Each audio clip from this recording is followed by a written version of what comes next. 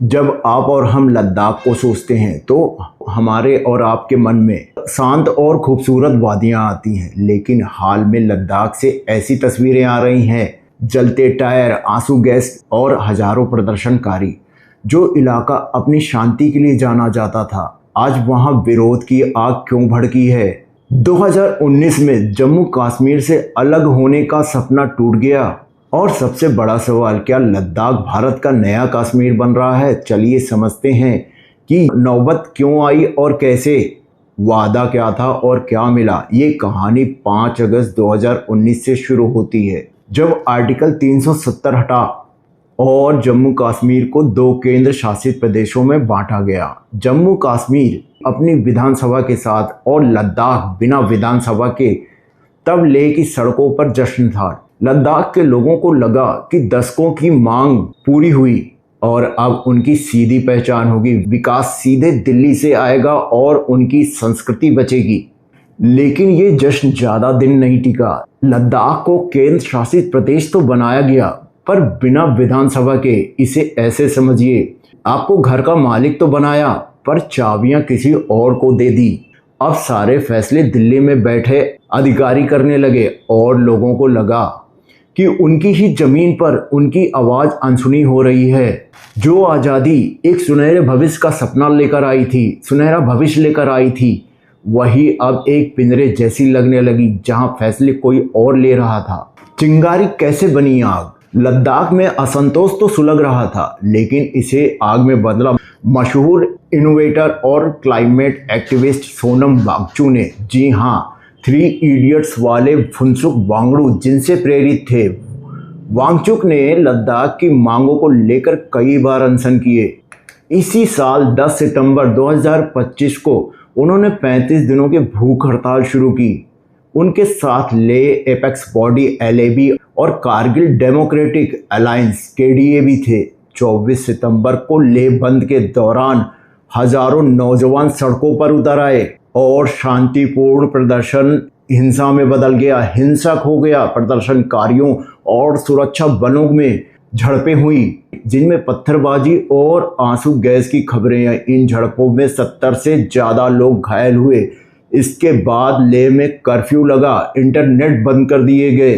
हिंसा के बाद सोनम वांगचुक ने शांति की अपील करते हुए हड़ताल तोड़ दी, लेकिन सरकार ने हिंसा के लिए उनके भड़काऊ बयानों को जिम्मेदार ठहराया और कुछ ही समय बाद उन्हें पूछताछ के लिए हिरासत में ले लिया गया। लद्दाख असल में चाहता क्या है? इनकी मांगे क्या है? तो आखिर ये लोग सड़कों पर आए क्यों? इनकी मुख्य तौर पर 4 मांगे हैं। पहली और सबसे बड़ी मांग है पूर्ण राज्य का दर्जा। लद्दाख के लोग चाहते हैं कि उनका अपना मुख्यमंत्री हो, अपनी विधानसभा हो, ताकि वे अपने कानून खुद बना सके। उन्हें लगता है कि पूर्ण राज का दर्जा ही उन्हें अपनी किस्मत का स्टीयरिंग व्हील वापस दिला सकता है। दूसरी मांग है संविधान की 6ठी अनुसूची में शामिल होना। यह मांग लद्दाख के अस्तित्व से जुड़ी है। 6ठी अनुसूची एक सुरक्षा कवच की तरह है, जो असम, मेघालय जैसे आदिवासी इलाकों की जमीन और जंगल संस्कृति को बाहरी दखल से बचाती है। लद्दाख की 97% आबादी आदिवासी है और उन्हें डर है कि इस कवच के बिना उनकी अनूठी पहचान और जमीन लुट जाएगी। तीसरी मांग है नौकरियों में आरक्षण। लद्दाख में बेरोजगारी एक बड़ी समस्या है। प्रदर्शनकारी चाहते हैं कि सरकारी नौकरियों में स्थानीय लद्दाखी युवाओं के लिए सीटें आरक्षित की जाएं। और चौथी मांग है लेह और कारगिल के लिए अलग अलग संसदीय सीटें। फिलहाल पूरे लद्दाख के लिए लोकसभा में सिर्फ एक सांसद है। लोग चाहते हैं कि लेह और कारगिल दोनों को संसद में अपना अपना प्रतिनिधि भेजने का हक मिले, ताकि दोनों क्षेत्रों की आवाज बराबरी से सुनी जा सके। अब दांव पर क्या है? यह पूरे भारत के लिए क्यों मायने रखता है? लद्दाख का यह संकट सिर्फ एक स्थानीय मुद्दा नहीं है। इसके नतीजे पूरे भारत पर असर डाल सकते हैं। सबसे पहले भारत की राष्ट्रीय सुरक्षा। लद्दाख की सीमाएं पाकिस्तान और चीन दोनों से लगती हैं। यही वह क्षेत्र है जहां भारत और चीन की सेनाएं आमने सामने हैं। अगर इस इलाके में अशांति हो तो देश की सुरक्षा खतरे में पड़ सकती है। दूसरा, हिमालय का नाजुक पर्यावरण। लद्दाख एक ठंडा रेगिस्तान है जिसका इकोसिस्टम बेहद नाजुक है। सोनम वांगचुक जैसे एक्टिविस्ट चेतावनी देते रहे हैं कि अनियंत्रित विकास यहाँ के ग्लेशियरों को तबाह कर सकता है, जिन पर करोड़ों लोग निर्भर हैं।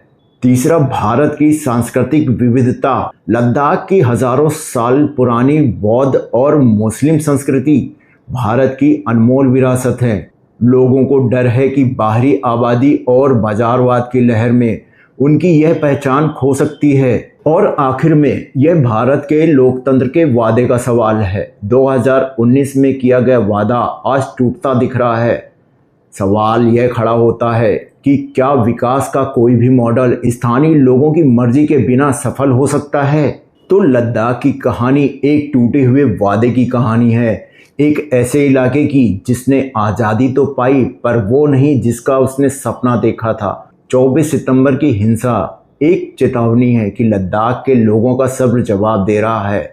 अब सरकार के अगले कदम ही तय करेंगे कि लद्दाख शांति की ओर लौटेगा या अशांति के उस रास्ते पर चला जाएगा जिसे हमने कश्मीर में दशकों तक देखा है। आपको क्या लगता है, क्या सरकार को लद्दाख की मांगें मान लेनी चाहिए?